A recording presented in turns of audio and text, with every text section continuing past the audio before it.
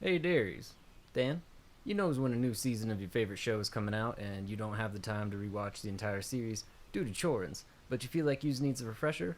Yeah, kinda like when you're talking with a friend and you can't quite remember earlier seasons quite as well as they can. Exactly. Or like when someone tells you they're on their third binge of a show with like 8 seasons. Who's got that kind of time on their hands? Wayne? Well, pitter patter, let's get at her.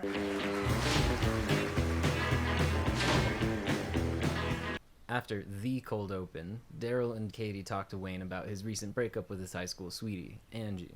Daryl wants Wayne to join him and his girlfriend, Marguerite, at a meeting of the Burning Bush Youth Group, full of religious girls. Katie disagrees and thinks Wayne should just slay on Tinder.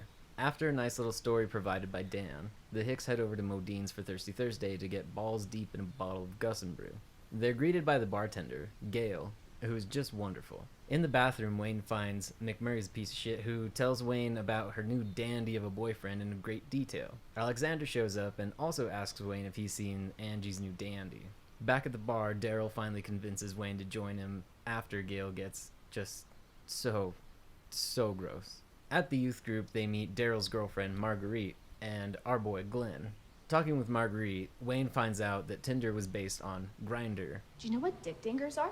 Wayne heads out for a dart to see if the Grindr thing was true, only to be caught by the Skids. They start mocking Wayne for being gay, all the while making their gay friend, Rold, uncomfortable, but they also assure him that they support him. Then there's a didgeridoo solo.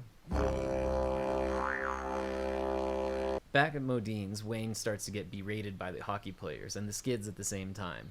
Angie's new man shows up while this is happening, so Wayne heads out for a dart. Katie is waiting in the truck and reminds Wayne about what a badass he was and that she misses the old Wayne. Angie's new man comes out back and starts picking on Alexander. Wayne smacks him, and he says that he's gonna bang Katie next. Then... Welcome to fucking Letterkenny. During the cold open, Riley and Jonesy talk to the Schmelt about the upcoming game, while Gail and Wayne listen in. The Hicks are chilling at the farm on the porch when Daryl comes up to admit he doesn't want a super soft birthday party this year, but that's not happening because You don't fuck with tradition. while having breakfast, Dan gives Wayne the rundown of the other guys who are claiming to be the toughest guys in Letterkenny.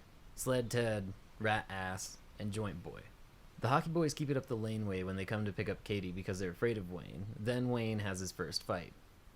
Katie finds out that the neighbor won't give them a horse for their super soft birthday party, and Wayne won't have it because You don't fuck with tradition. then Rat Ass comes to fight. The hockey players are helping Katie set up for the party, and Katie has them buy booze, but they didn't get any of the ingredients because they had to go out of the city to get them. On Derry's birthday, the Hicks consider bringing in backup for the Joint Boy fight, but Wayne isn't about that because allegedly the ginger fucked an ostrich. During the party, Joint Boy arrives and thanks Wayne for helping Alexander at the bar and offers not to fight. Wayne doesn't know Joint Boy, so he did him no favors. Then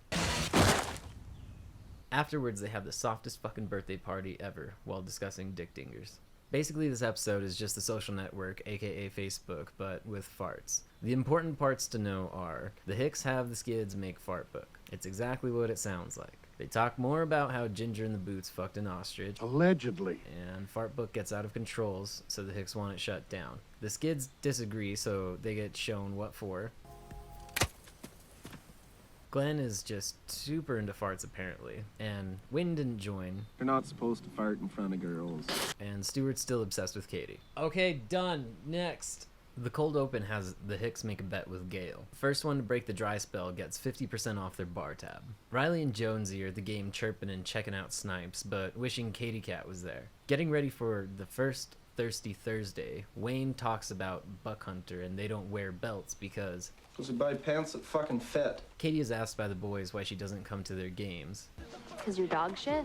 So the boys look to correct this by talking with Coach, who just fucking lays into him. Night 1 at Modine's, and the Hicks talk about the Ginger and Boots fucking an ostrich, Allegedly. and explain what a hair show is. The hockey players talk workout for almost an entire minute before Night 2 comes along.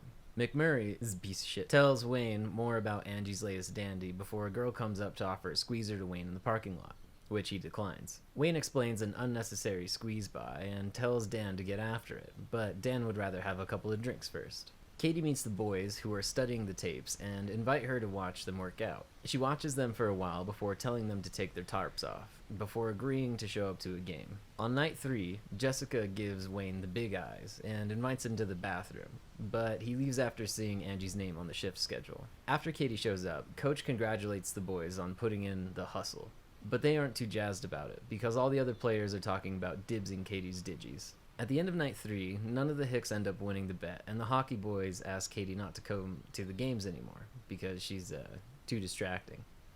For the boys. Obviously, for the boys. Wayne and Daryl go to the church to remove a possum for Glenn, while Glenn just gets more and more naked. Daryl has his hand bit by the possum, but ends up nabbing it anyway. Derry, Wayne, and Katie are at the table talking about the Jamboree, but Derry throws up because he's got rabies from the possum, so Katie takes him to the clinic. While waiting for their bus to the res, the hockey boys notice Dietzy and Burnsy are missing, and they probably have the native flu.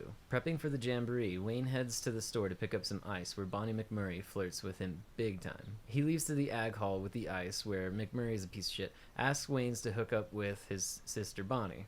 Katie finds Stuart at the clinic, where she tells him that she used to be impressed with his music, but should really quit using meth. Stuart then goes back to his mom's basement, where Devin and Rold are making meth. He tells them that he's going to have a rave at the Ag Hall. McMurray's a piece of shit, calls Wayne and tells him that the Jamboree that he was prepping for was cancelled for the rave that Stuart is hosting, which all the Hicks find bullshit because agricultural halls are for agricultural music, not for fucking raves. Derry is finally somewhat recovered and tells Wayne that he wants to start up a pest removal business. Wayne agrees, but has the idea to release all the critters at the Ag Hall to ruin Stuart's rave. Before the hockey game, the boys meet Tanis, Axe, and Slash, who mock them for being a meth town. Devin calls Stuart to find out what happened to $2,000, and Stuart told him that he needed it for the rave. While Derry and Wayne continue to harvest pests for their sabotage, Devin proposes to do some of their own by posting on Facebook that the Ag Hall has asbestos. Stuart, unaware of the sabotage, invites Katie to the rave personally before getting chased off by Wayne.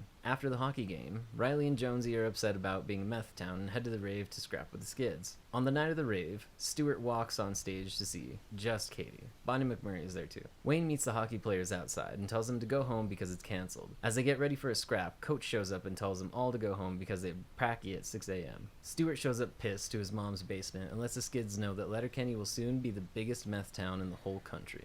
During the cold open, Derry and Wayne are out hunting some coyotes for $60 a head. Derry goes for a bumper dumper and discovers that someone has planted a very large amount of electric lettuce in the back bush. Katie, being a degen with a drug dealer, recommends that they sell it to a guy on the res. The Skids make a deal with Tanis to sell them cheap cigarettes at a dime a dart, but only if they don't resell them. Fuck a dart, fuck a dart.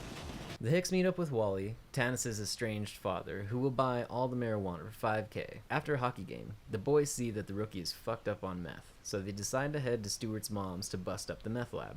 Tanis shows up to Letterkenny to confront the Skids. The Skids are ready for a scrap, but Tanis tells them that Letterkenny will burn unless she gets her money. The Hicks start construction on a new produce stand with the prospect of the drug deal. Then Dan admits his attraction to Katie. This is hot, Wayne. There, I said it. I said it. I regret nothing. When the hockey boys show up to Stewart's, they find that it's already trashed, so instead they decide to find the Skids and have a Donnybrook. That night, the Hicks find that their newly constructed produce stand is burning to the ground. Wally shows up to pick up the product, but warns the Hicks that when Tanis is owed money, she won't stop until she's paid. The Skids are in the parking lot when the hockey players show up for a brawl, but Tanis shows up to interrupt. She lets them know it's about the money, and a fight won't stop the destruction. Then the Hicks show up with Joint Boy, the Ginger, and Boots.